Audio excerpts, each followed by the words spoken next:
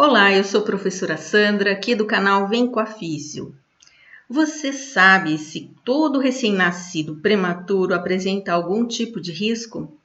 Vamos ver isso depois que a Sandrinha te der aquele recado? Antes que você se esqueça, deixe seu like curtindo aqui o nosso canal. Se inscreva, clique no sininho que assim você receberá novos vídeos. Aproveite e compartilhe com os seus amigos. Bem, hoje a nossa aula é sobre prematuridade e recém-nascido de alto risco.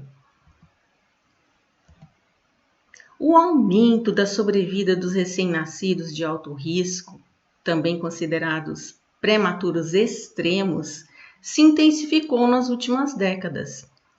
No passado, esses recém-nascidos tinham pouca chance de sobreviver, mas atualmente, devido à melhora constante dessa área da medicina, que é a neonatologia, e o incremento das UTIs neonatais, a sobrevida deles melhorou bastante. Por volta da década de 50, se classificava prematuro todo bebê que nascesse abaixo de 2,5 kg. Hoje a gente vai ver que são necessários outros fatores para exame e para correlacionar realmente quem é prematuro e que nível de prematuridade esse neném nasceu. Hoje nós temos crianças que nascem por volta de 23 a 24 semanas de gestação. Isso é extremamente prematuro.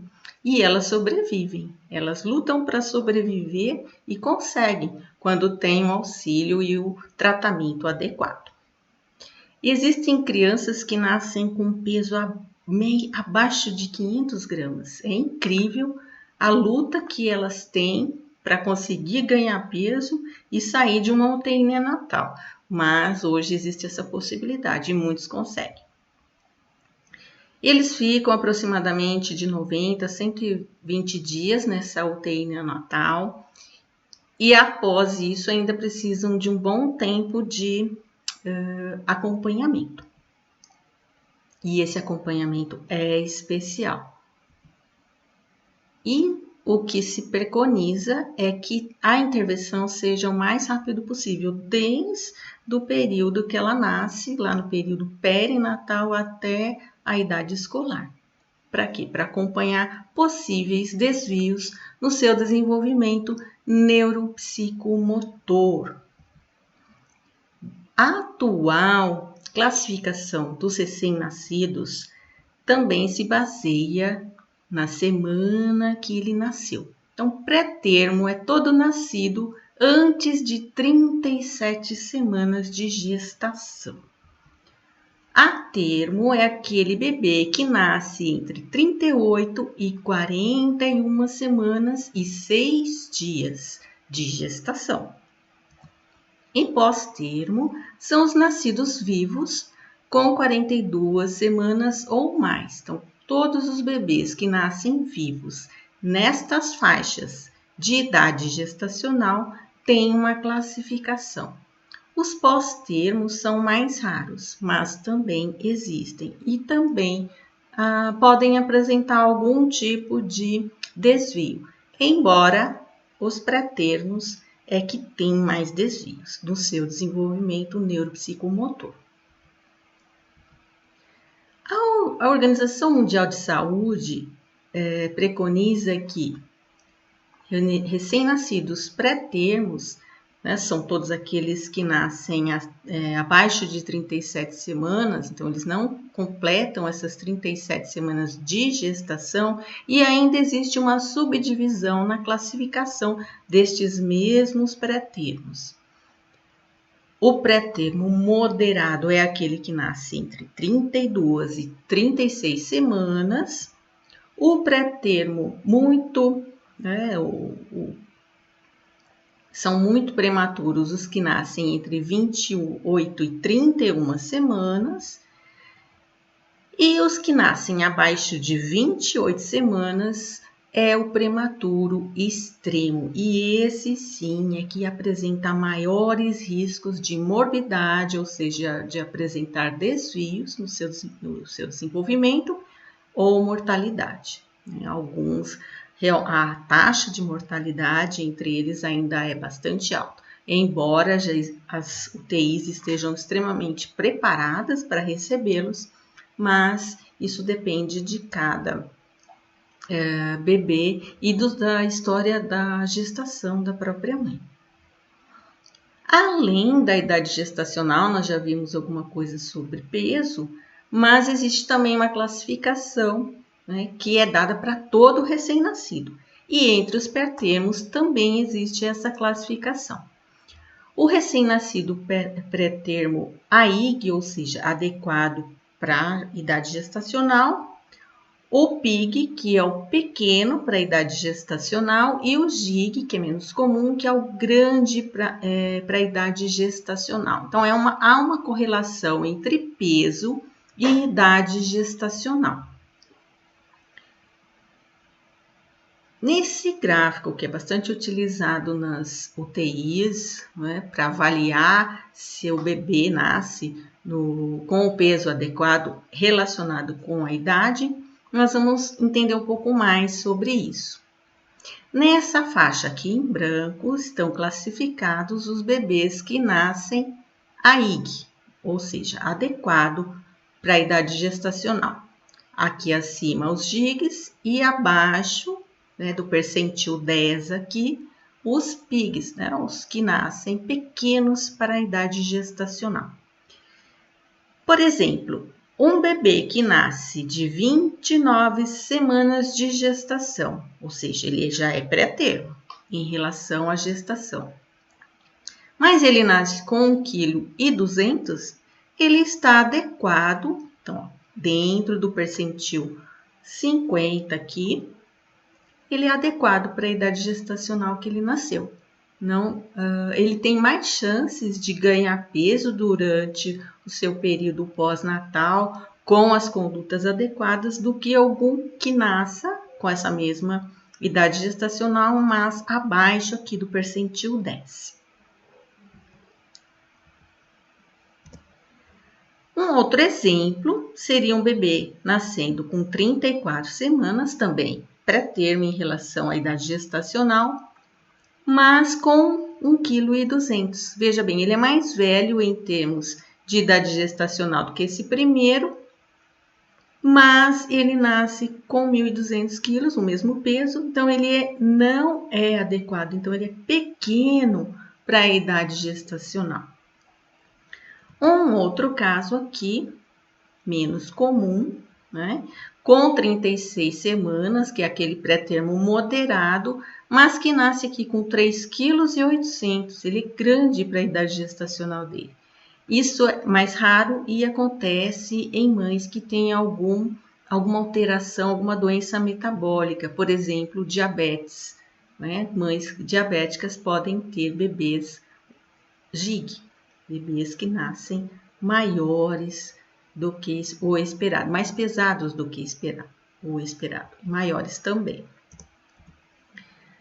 Bem, dentro dessa classificação de peso inferior a 2.500 gramas, existe uma faixa grande, que é o de baixo peso, até o muito baixo peso entre os recém-nascidos. O muito baixo peso é aquele bebê que está abaixo de 1.500 gramas. O baixo peso extremo, recém-nascido de baixo peso extremo, está abaixo de 1.000 gramas, 1 quilo, a crianças nessa situação. E os microprematuros são todos aqueles que nascem com menos de 800 gramas. Associar esse baixo peso ao nascimento com a idade gestacional é que vai nos dar a característica de um recém-nascido que está em alto risco. Então, quanto menos peso e mais cedo ele nasce, semanas iniciais de gestação, mais grave e maiores riscos esse bebê terá. causas da prematuridade. São várias causas. De modo geral, existem as causas fetais, as placentárias, ligadas à placenta, as uterinas, ligadas ao útero, e as maternas. Então, de modo geral, nas fetais é possível verificar se existe um risco para o bebê nascer prematuro, se, por exemplo, ele apresentar batimentos cardíacos abaixo do esperado. Nós chamamos de bradicardia. Isso já é um sinal de sofrimento fetal e pode levar ao bebê nascer prematuro. Gestações múltiplas, então os gêmeos, e algumas anomalias fetais, doenças genéticas, por exemplo. As placentárias, temos a placenta prévia, que é o seguinte: quando a placenta começa a se desenvolver, tem um local exato, mais adequado no útero, na parede do útero, para isso acontecer. Na prévia, ela vai ser formada numa posição que pode atrapalhar e não é adequada. Isso pode levar também ao descolamento prematuro da placenta. Nós sabemos que primeiro nasce a criança para depois nascer a placenta. É uma sequência natural de eventos.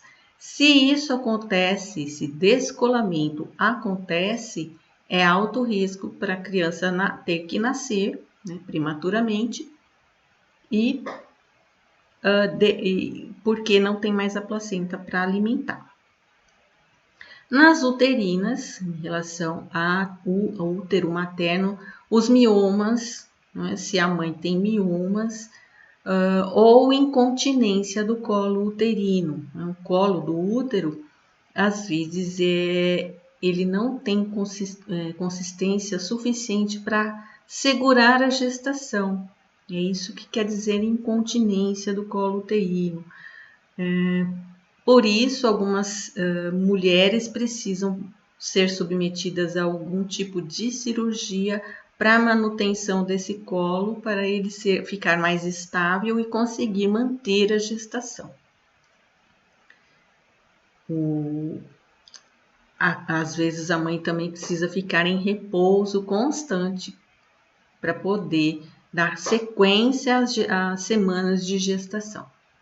Dentre as causas maternas, a hipertensão arterial sistêmica, o diabetes, a fadiga física, mulheres que precisam trabalhar em funções muito pesadas, por exemplo, tendem a ter uma prematuridade. O estresse está muito ligado também, problemas psicológicos, tabagismo, álcool e drogas. Esses três aqui são os mais predominantes nos casos de maturidade, de prematuridade.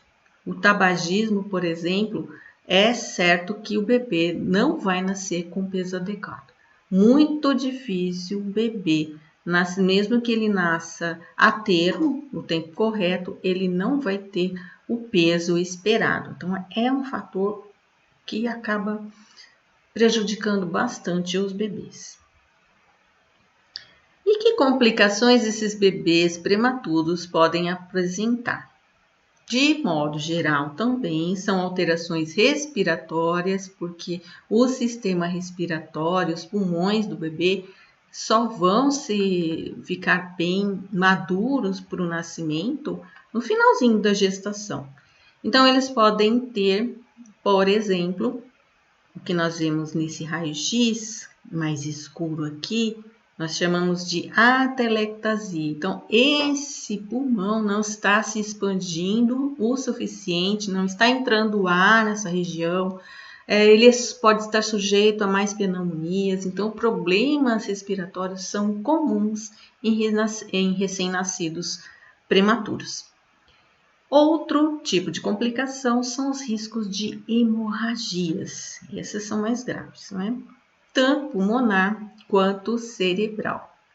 Então, as os vasos sanguíneos dos pulmões e do cérebro são muito frágeis nos períodos de prematuridade. Isso pode acontecer intraútero, pós-natal, pela fragilidade dos vasos sanguíneos, principalmente dos vasos sanguíneos que estão próximos aos ventrículos. Então, existe a hemorragia periventricular, que é essas figuras aqui mostram para a gente, essas manchas em branco, quer dizer que houve lesão por hemorragia. Fatores que contribuem para o alto risco e baixo peso. Nas causas maternas, nós vamos falar um pouquinho mais aqui, que são o seguinte: o peso da própria mãe, se ela está abaixo do peso ou muito acima do peso, porém desnutrida.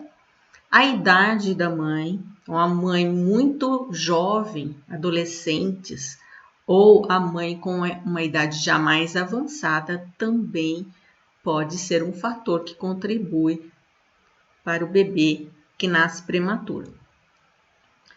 Um pré-natal inadequado, se a mãe não é acompanhada num serviço de acompanhamento gestacional, isso é importante, muito importante, que pelo menos uma vez por mês de gestação, essa mãe seja acompanhada por um obstetra, e para detectar principalmente subnutrição, mas dentre outros fatores que podem aparecer durante a gestação.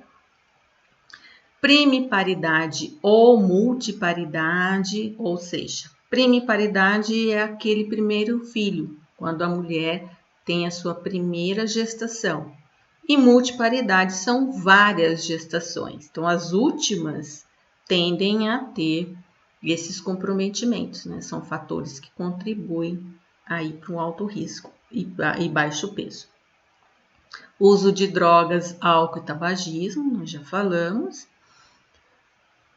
A hipertensão arterial sistêmica da mãe pode levar ao que nós chamamos de toxemia e também pré-eclâmpsia, que é a pressão alta nos últimos meses de gestação. Isso é extremamente perigoso, que vai levar a uma série de intercorrências cardíacas e vasculares para o próprio bebê. Então, é muito perigoso a mãe não controlar essa hipertensão arterial. Hipoxemia, que é a falta, uma diminuição da oferta de oxigênio para o bebê, pode ser de causa cardíaca ou pulmonar, pode afetar a parte cardíaca, pulmonar e principalmente cerebral do bebê. Infecções congênitas que vão afetar o feto, passam pela placenta, essas infecções, e vão afetar o feto. Por exemplo, nós tivemos há pouco tempo o Zika vírus. E alterações metabólicas também, como a gente já falou, o diabetes. Das causas placentárias, além do descolamento prematuro da placenta, existe uma outra condição não muito comum, mas acontece, que é um peso ou celularidade diminuída da placenta. O que é isso? É uma placenta pequena, uma placenta mal formada e não competente, como a gente pode dizer, ela não vai oferecer nutrição adequada para o bebê. As causas fetais, entre elas temos as alterações cromossômicas, alguma doença genética, anomalias congênitas e a gemelaridade, bebês gêmeos. Também muitos nascem com idade gestacional muito nova e bem pequenininhos. Outros fatores. O Apgar. O que é o Apgar? O Apgar é um exame que é feito logo que o bebê nasce, que vai dar uma nota para ele. Então, o que é verificado? São feitos testes sobre o ritmo cardíaco do bebê, o esforço respiratório, quanto ele se esforça para respirar, o tônus muscular do bebê, a sua cor, a cor da pele e a irritabilidade reflexa. São feitos alguns estímulos para verificar se ele responde reflexamente a este estímulo. Nós já vamos falar um pouquinho mais sobre o Apgar no próximo slide. A anóxia, aqui essa é uma condição extremamente perigosa para o sistema nervoso central e ela pode acontecer no período pré-natal, antes do bebê nascer. Ele já pode sofrer uma anóxia, que é o seguinte, é a falta total de oferta de oxigênio pela circulação. Isso acontece em bebês que têm circular de cordão. O que é isso? O cordão umbilical fica dando voltas na região cervical do bebê. E isso pode garrotear o bebê na hora do nascimento, isso acontece mais na hora no perinatal, e ele não receber oxigênio suficiente. E pós-natal também, depois que ele nasce, aí as causas são outras, não a circular de cordão. Depois que é retirado, é feito o corte, né, do cordão umbilical, ele vai ter que respirar por si só. E às vezes ele demora para respirar, levando a essa anóxia, a oferta de oxigênio interrompida. E o tempo de internação também, que o prematuro fica lá. Quanto mais tempo ele ficar numa UTI, mais complicações podem ocorrer. Com todo o cuidado que se tem atualmente, esses riscos tendem a diminuir, mas eles existem. Vamos ao Apgar. Aqui essa tabelinha vai mostrar para a gente como é feita o teste, né? O que é visto e a pontuação que o bebê recebe conforme a resposta. Por exemplo, aqui, frequência cardíaca. Se estiver ausente, esse neném vai tirar a nota 0.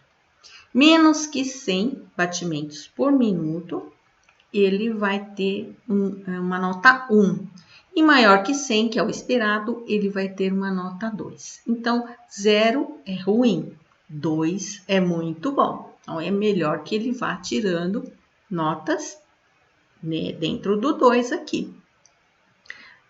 O Apgar vai de 0 a 10 no total, então são 5 itens que são observados. O reforço respiratório, se estiver ausente, irregular, vai tirar 1. Se ele chora, ele já tira um 2. Tônus muscular, então bebê muito flácido. Se ele tem alguma reflexão, ele vai ter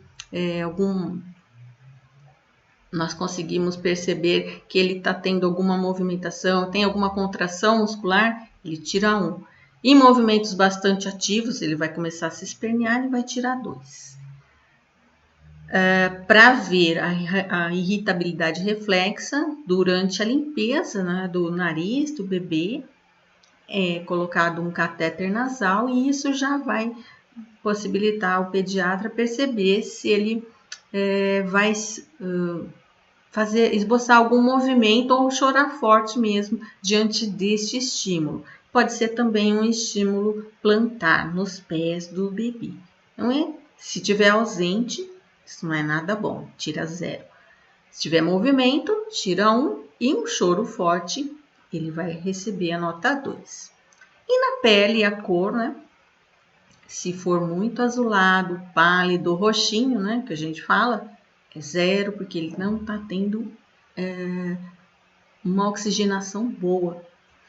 Se ele estiver róseo no seu corpo e na face, porém, extremidades, dedos dos pés e das mãos roxinhos, cianóticos, ele vai tirar 1. E se ele estiver totalmente róseo, ele vai tirar 2. Aí são somados esses pontos para ver em que situação o Apgar dele está.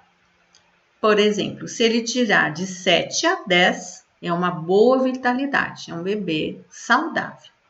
Se ele tirar de 4 a 6, é porque ele sofreu uma asfixia moderada, ele já requer um cuidado. Agora, de 0 a 3 é cuidado imediato, isso é uma urgência, asfixia grave. Muitos vão para ventilação mecânica. Precisa ser entubado, o pediatra precisa, o neonatologista precisa agir na hora. Essa escala de Apgar, então, é muito aplicada. O profissional geralmente é um técnico de enfermagem bastante experiente para fazer todos esses procedimentos e ele vai dando essa notinha para o bebê que depois fica lá no cartão que ele sai da maternidade. Porém, nós temos alguns fatores protetores para esses bebês prematuros. E o maior deles, que eu diria bastante importante, é o aleitamento materno. O aleitamento materno, mesmo que a mãe não possa amamentar, existem os bancos de leite, é necessário que esse bebê receba leite humano para a sua garantia de nutrição adequada.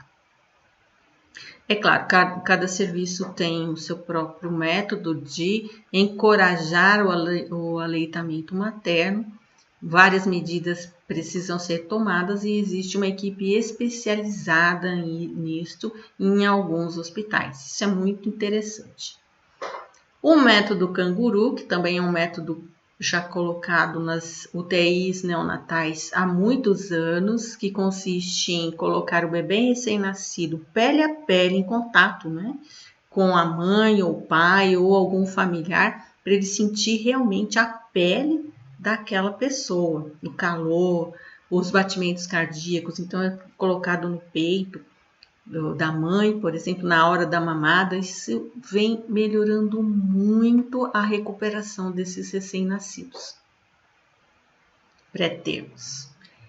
Uma maior renda familiar, óbvio, quem tem uma renda melhor na família para investir nos equipamentos, em tudo que esse bebê vai precisar, as respostas são outras. Então, isso aqui faz um diferencial, sim.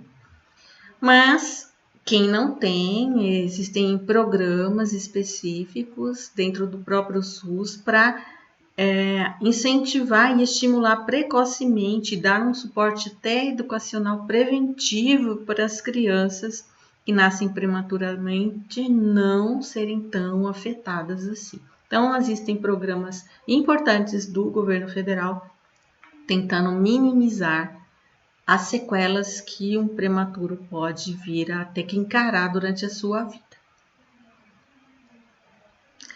Quando o bebê ainda está na UTI neonatal, ele precisa receber uma manipulação adequada, porque ele fica muito tempo dentro daquela incubadora para manter a temperatura adequada, para manter um equilíbrio do seu corpo dentro do que é esperado para ele ganhar peso. Então, é importante que ele esteja muito bem, muito confortável nesse ambiente.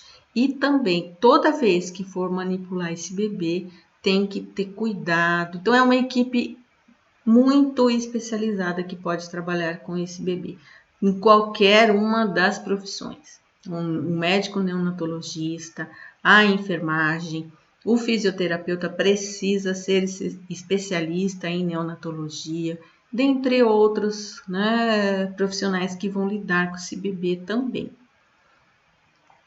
Porque isso vai proporcionar um conforto maior para o bebê.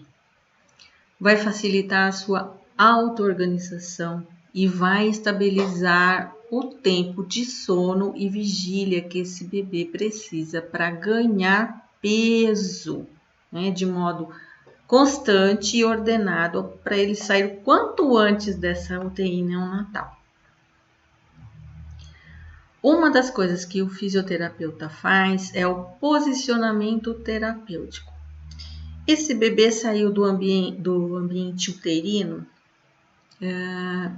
e ele não experimentou de modo totalmente adequado as paredes do útero em relação ao seu corpo. Então, quando ele é colocado dentro de uma incubadora, ele fica meio que esparramado e isso gera alguma insegurança para ele. O que esse posicionamento terapêutico proporciona? Proporciona uma posição mais flexora, como se ele estivesse dentro do útero materno, bem acolhido, com flexão dos membros superiores, dos membros inferiores. Ele precisa sentir contato de alguma superfície na sua pele, em todo o seu corpo, para se sentir seguro. Então, são colocados rolinhos, almofadas, tudo que venha proporcionar uma estabilidade para ele e um conforto, e ele consegue ganhar peso melhor ainda. Então, quando uma UTI neonatal adquire esse tipo de conduta, é para o bem do recém-nascido pré-termo. Uma coisa que atrapalha muito trabalharmos isso, mas isso vem melhorando a cada dia, é a intubação. Então, porque o bebê fica com extensão cervical, com aqueles tubos para poder respirar, isso faz com que o posicionamento terapêutico minimize as sequelas que esse bebê vai ter por ficar muito tempo no respirador mecânico. Nós precisamos acompanhar constantemente os déficits motores e sensoriais e cognitivos que ele possa apresentar já dentro da UTI neonatal. Ficar de olho mesmo, fazer avaliações constantes as respostas a tudo o que ele é estimulado, no posicionamento, na manipulação, em todas as condutas que são feitas com esse bebê. A intervenção precoce tem que, desde esse período neonatal, e esse acompanhamento deve ir até a idade escolar. Atualmente nós falamos até a idade escolar e alguns pesquisadores têm feito, nós vamos falar no final dessa aula, têm feito alguns estudos que até depois disso é importante acompanhar essas pessoas que nascem prematuramente. Por quê? Porque a evolução na evolução deles a longo prazo, podem ser detectados distúrbios de linguagem, de aprendizado e de comportamento.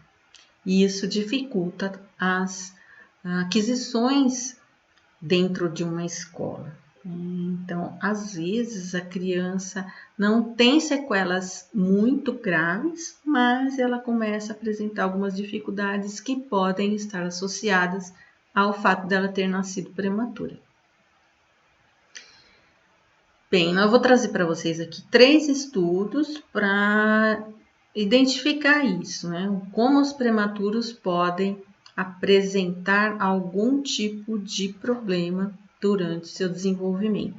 Esse estudo aqui, ele fez uma coleta de dados com crianças nascidas prematuras, mas que não tiveram nenhum problema neurológico sério, como a paralisia cerebral. Mas eles tinham problemas neurológicos sutis, e isso acabou interferindo nas atividades diárias desses indivíduos e pode estar associado também com as habilidades cognitivas gerais e funções de comportamento. Esses pesquisadores, eles estimulam aos cientistas a buscarem quais são os motivos que levam as crianças que nascem prematuramente e que têm um desenvolvimento motor, uma habilidade cognitiva e de comportamento alterada por terem nascido extremamente, são prematuros extremos, nesse caso aqui desse estudo. Então, eles abordam essa questão, mesmo que não tenham problemas neurológicos tão evidentes, é preciso investigar. Este outro aqui são pesquisadores da Universidade Federal do Paraná, então aqui no Brasil, eles fizeram uma avaliação em crianças entre 6 e 14 anos. Foram feitas uma avaliação neurológica, cognitiva, avaliação neurológica por neurologista, médico neurologista, a cognitiva por psicólogo e de aprendizagem por psicopedagogo, em escolares nascidos prematuros. e a conclusão foi quase a mesma, que esses prematuros eles apresentam algum tipo de déficit durante a aprendizagem e precisam de um acompanhamento especializado. E esse outro estudo aqui, em relação ao método canguru, neste estudo que foi publicado em janeiro de 2022, agora, eles relatam que adultos, já adultos, eles fizeram uma investigação em jovens adultos que nasceram prematuros e receberam o método canguru lá na UTI neonatal que eles ficaram. Eles compararam com os que não receberam e esses daqui foram investigados suas áreas motoras por neuroimagem. E eles observaram que esse tipo de método para essas pessoas aqui foi muito bom, porque aumentou nas estruturas, o volume das estruturas cerebrais. Isso significa que eles vêm com maior competência para aprender coisas, né, durante seu desenvolvimento. Então, foi um método de estudo, ou seja, é um método que deve ser mais investigado, mais explorado também nas UTIs neonatais para melhorar as condições de vida dos bebês. Agora, para finalizar aqui, alguns dados do Brasil. Em relação ao mundo, 10% de cada bebê que nasce, nasce prematuro no mundo inteiro. E o Brasil é o 10º colocado no ranking mundial da prematuridade. Isso é muito triste. Então, existem muitos bebês nascendo prematuramente no Brasil ainda. Olha só, 11,5% dos bebês aqui no Brasil nascem prematuro. Isso dá um número para a gente de 340 mil prematuros por ano no Brasil. Isso demanda uma série de intervenções que todos os serviços de saúde e as escolas precisam olhar, né? A prematuridade é a principal causa de morte antes dos 5 anos de idade, né? Correlacionado com outros fatores também, mas é um dado importante ser prematuro. Cerca de 1 milhão anualmente de bebês morrem em decorrência de parto prematuro. Então, esses são dados que nos fazem pensar em como prevenir tudo isso, indo nas causas. As políticas de saúde, nós da área da saúde e também da educação precisamos ficar atentos a essas realidades, não é? Bom, isso é o que, resumidamente, nós podemos falar sobre prematuridade. Se houver alguma questão, alguma dúvida, deixe aí embaixo nos comentários que a gente vai ficar muito feliz em responder para vocês, tá ok? Até a próxima aula, espero que vocês tenham gostado.